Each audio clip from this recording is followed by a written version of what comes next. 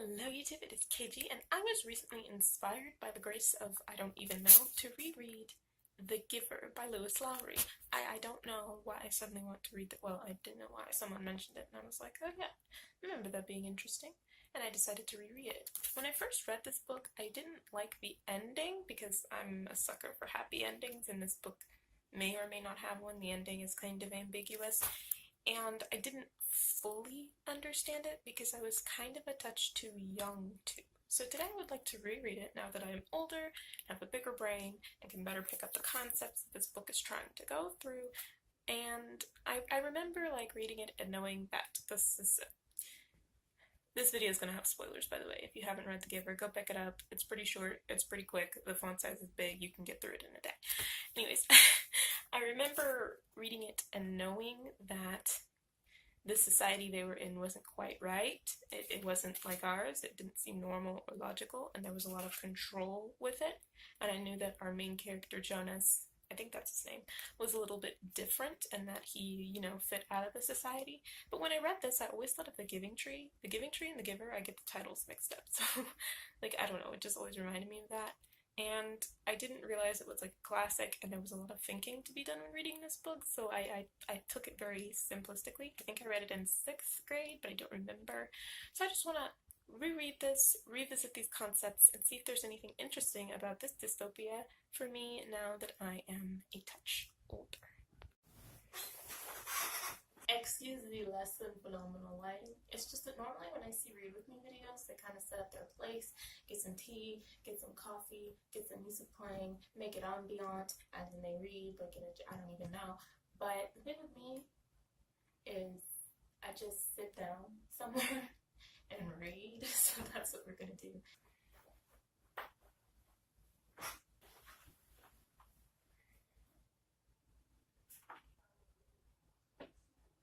One thing that I am loving is the way in which this world is introduced. There is never any blatant explanation of, I live in this society, we do things like this. When you turn 7, instead of being called 7 years old, you're called A7. And as you, gain ages, you gain like year 6 and year 7 and so on and so forth. Things like that. There's never any like, here you go reader, here's all the information. It's more so Jonas thinks about his experiences and experiences his society, and you learn about it through just seeing what he's known and what you just learn about things through Jonas's experiences, which is a pretty basic show don't tell, but it's handled pretty well here. I specifically like the way that Jonas talks, saying that he needs to find the right word to describe how he's feeling. That's very important because again, this video has spoilers. One of the things that I sort of remember is that the people in this world don't feel properly. Like, Jonas feels on a level that we feel, and they seem to think they understand feeling but don't really understand feeling. So their feelings are very much defined by the definitions of the words associated with feelings. And they're not really even called emotions or feelings. It's just that's too strong of a word rather than that's too strong of a feeling, things like that. So it's just interesting to see the little tiny touches that Lewis tosses in that completely changes the meaning of what he's talking about. New children is a noun in here, like it's new children with no space. That's just loads of fun. I love how they make this seem fun. Like, none of the characters are disheartened by the world that they live in. Like, I'm going to read just a short little thing. I enjoyed the naming, Jonas said. His mother agreed, smiling. The year we got Lily, we knew, of course, that we'd received our female because we'd made our application and been approved. That's the weird part. That's the part that's like, you don't apply to just, get a baby in a ceremony, maybe to adopt, but, for everybody to do that, where did the babies even come from? Is being, a birther one of the jobs in this society? But then it goes on to say, but I've been wondering and wondering what her name would be, which just puts this idea of fun curiosity for, we're gonna get a girl because we applied for a girl, we want a girl, we're gonna get what we want. But I just wonder what her name is gonna be. With, how will she be walking, or will she be, still infantile? This is gonna be so much fun to find out. I'm so curious. I just want to be, the way that they've not only accepted their society, but come to enjoy it, even though we as readers know that there's much better out there.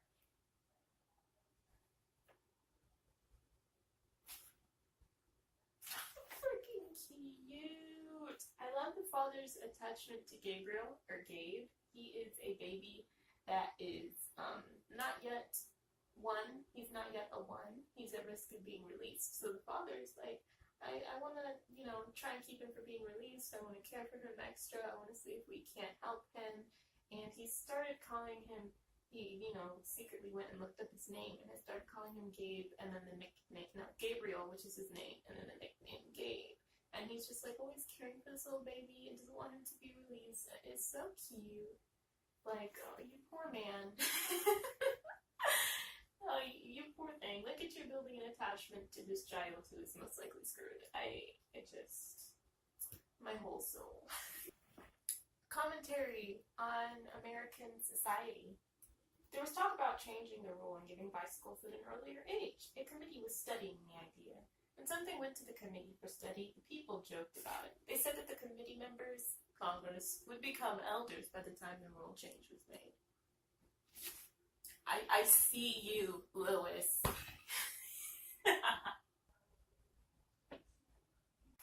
This whole ceremony thing actually sounds like fun.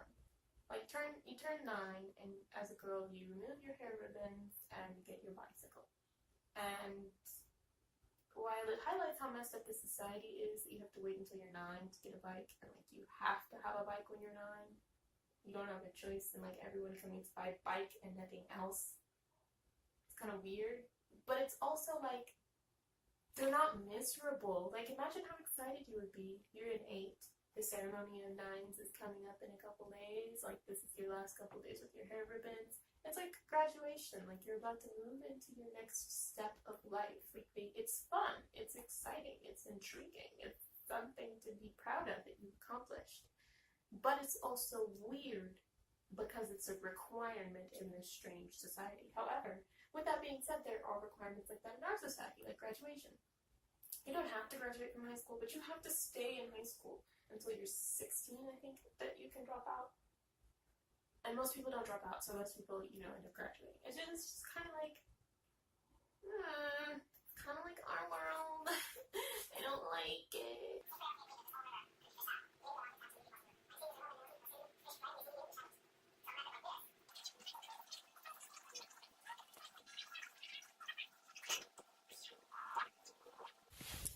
So, I'm supposed to be going somewhere right now, but I'm getting to the part where Jonas is mentioning the apple, and lordy do I love the apple and being able to see in color.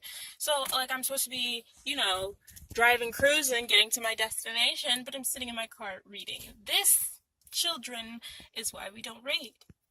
Because reading ruins lives. Okay, so I apologize for the fact that I'm barely visible, and for the fact that, my camera is going to be shaking when I start driving. But I just audiobooked chapters 3 and 4 because, of course, I'm already addicted.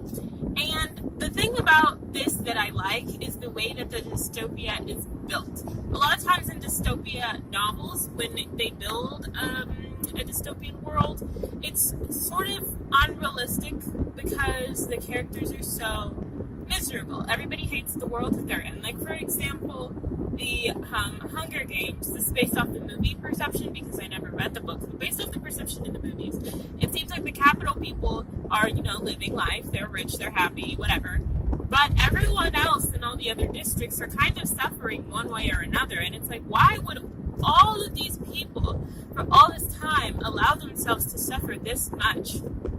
It's like, I understand there will be uprisings, like there was in Rue's district. There will be uprisings and people will try to get better for themselves, but of course they can't always succeed. But it's just like, eventually you would succeed. Eventually tyrants can fall. And like, I recently watched the movie Ultraviolet.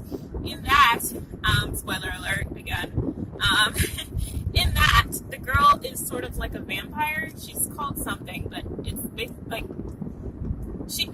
a virus is released. It kind of makes people act crazy and then they die, like sort of zombies, vampire, I don't know, whatever. They just act weird and then they die.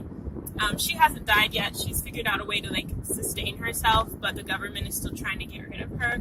And basically everyone living in that society is living in fear of getting the disease and this and that. And it's like she, Ultraviolet and her friends are trying to rebel against the government.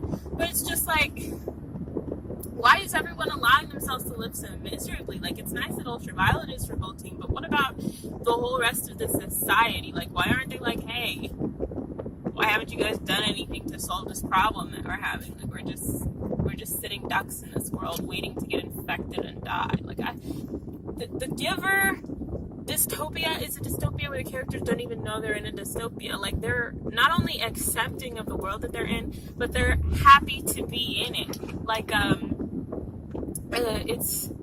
it's talking about how when the elders are released, how this man, you know, they told of his life and then he got released and he had just like the happiest look on his face.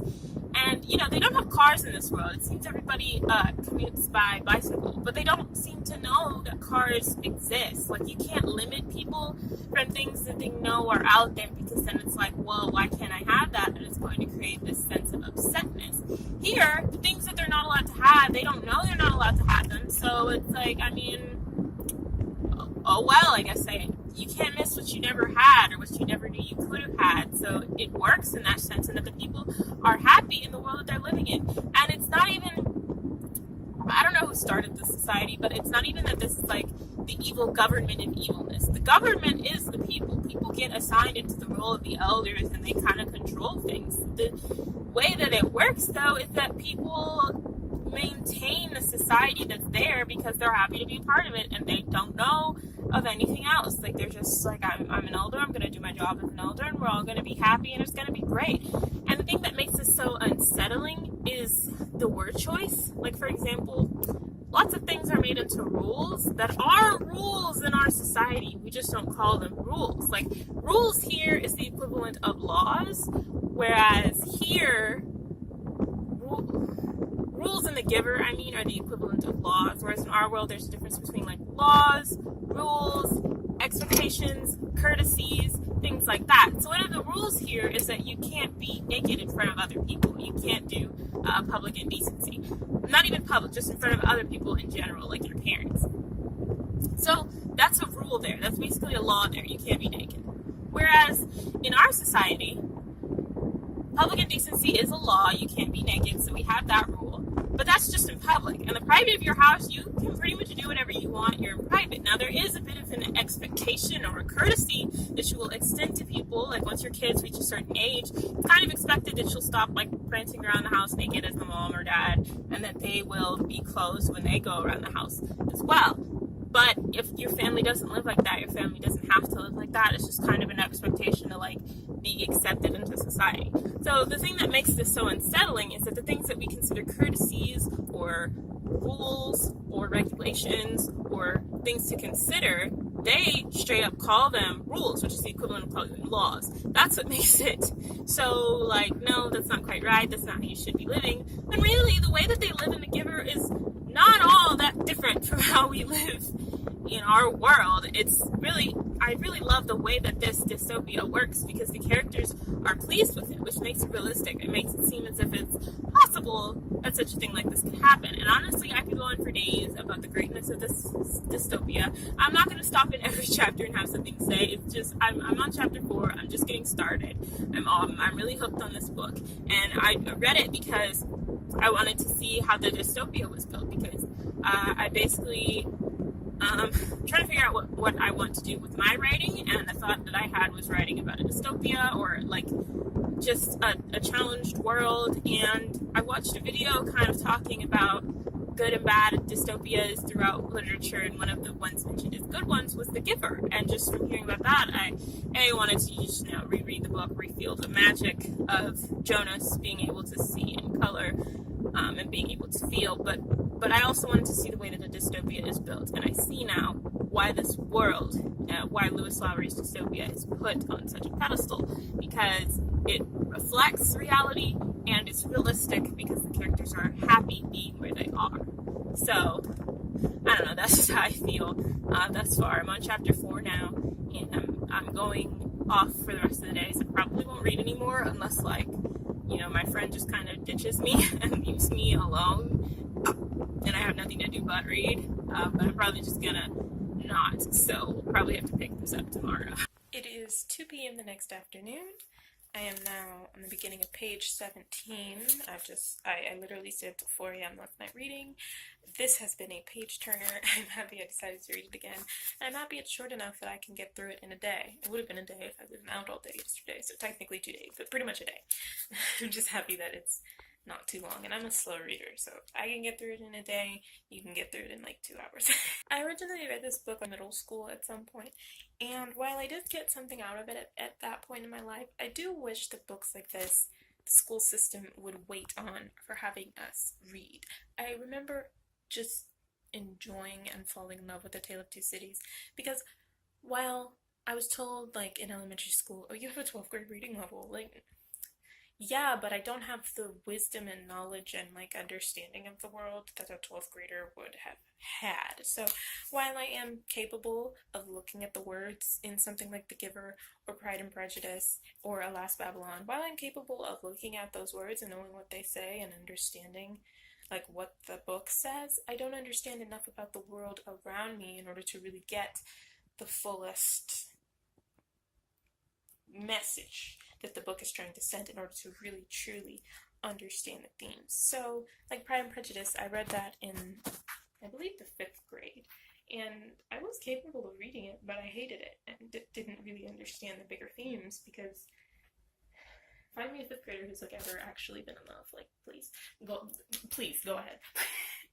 It just, things like that. My school did that a lot, now I'm realizing, where I would read books that I could read, but I wasn't mentally prepared to understand and analyze and really get out of it what gives books, you know, golden seals like this, and what makes books classics. I always remembered saying things like, why is Shakespeare, you know, such a great author? Why is he so revered? His stuff is just boring. Like, that's the way it felt to me when I was reading it, because I was so young. I understand wanting young kids to be able to read these things and understand them, but I get so much more out of things like this when I'm old enough to understand them. Like, I just had a British literature class both this year and last year because I like it, so I, you know, did AP Lit in in high school, and then an optional Lit class in college instead of, like, another art history. I was like, let me take Lit because I just like it so much.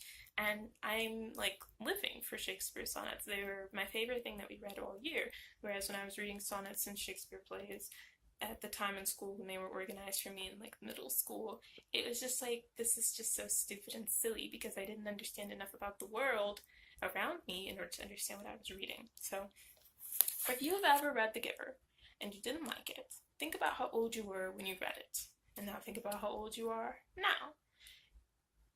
If you have ever cared about politics at any point, if you're at an age where politics has interested you, like, genuinely, not just my friends were talking about it at school, so I talked about it, like, you talked about it on your own accord, if you've reached that point in your life, maybe revisit this, because I find a lot of classic books like this, they want us to read them just a little bit too early in life when we don't really have the understanding of the world that we need in order to understand the world in the books. But anyways, I'm gonna keep reading.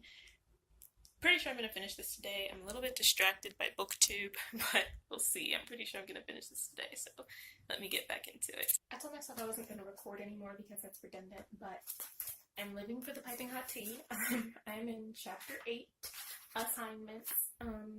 Jonas just got skipped. I was like, they skipped my baby boy, and I was expecting her to, like, be like, oh, I made a mistake, my baby, but they haven't come back.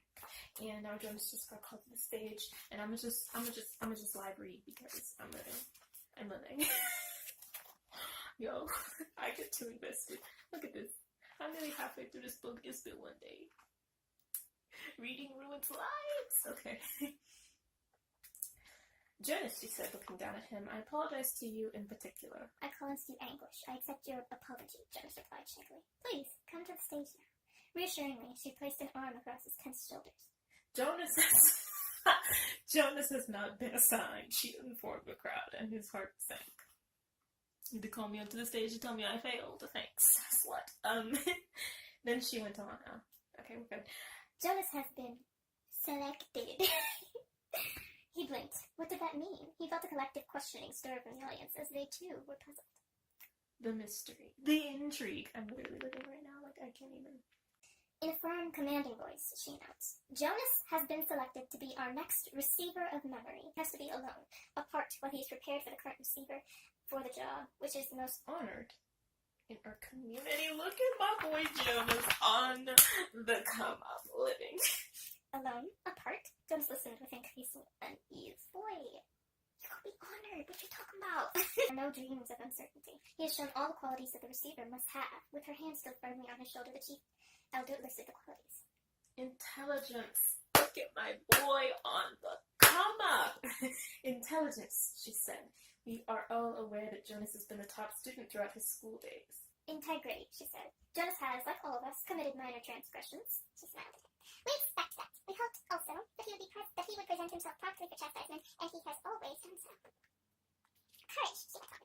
Only one of us here today has ever undergone rigorous training required of a receiver. He, of course, is the most important member of the committee, the current receiver. It was he who reminded us again and again of the courage required.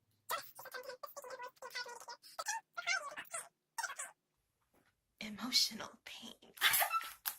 I'm literally living. Just finished. I am still a bit the same in that I like a happy, resolved, tied up nice and pretty with a bow kind of ending for my stories. However, reading this a second time, this ending doesn't feel quite so ambiguous as it did the first time. Like, it feels to me like he survived. I'm gonna tell myself that he survived. Like, he got over the hill, and he found a house, and they took him in and gave him food and comfort and whatever. And that's what I'm gonna tell myself, because it says, like, it describes him seeing lights, and, I mean, there's no lights without a house. There's also the possibility that that was just him remembering his favorite things as he passed out in the snow and died. That's a possibility. But I understand why that ending is not focused on, because that's really not what the book is about. It's about, you know, the cult that is Jonas's old home, and really their sort of wrap-up of that is ending it. And they have ended it by having Jonas leave. People are going to have to deal with the memories, and it's going to better and change their cultish society and give them, you know, new perspective on life. Even if Jonas and Gabriel didn't make it, they did in some ways save all the people that were in the community. So I am a little sad that I don't know exactly what happened, because I like to know. That's just the kind of person I am. Like, I want my Cinderella story ending, not the original Cinderella, my Disney Cinderella, please and thank you. I like to have things be wrapped up. Even sometimes I can deal with a tragic ending, so long as I know what happened. This ambiguous ending thing, it's not my cup of tea, but it doesn't take away from the whole book. It kind of makes me like wanna The Giver Part 2, because I feel like it's not done, but it doesn't take away from the whole book for me. Absolutely enjoyed my second reading of it. It's now 4 p.m. On day 2, so it's really not even a long read.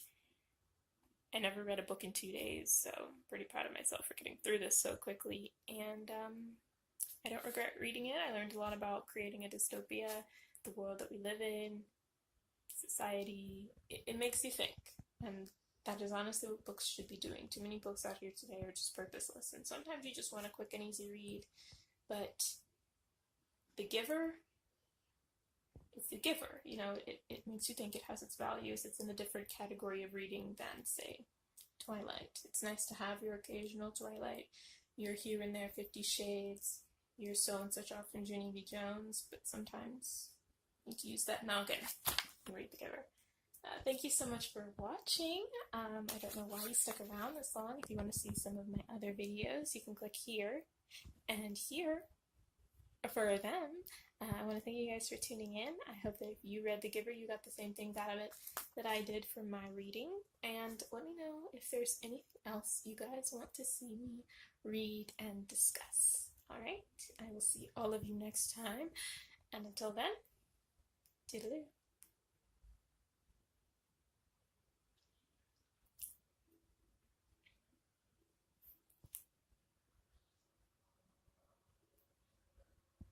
I'm still here because I'm waiting on you to click on those videos. So, I hope you're enjoying this awkward moment.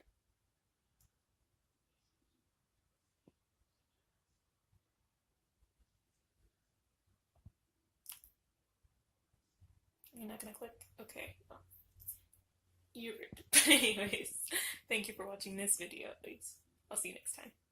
Toodaloo.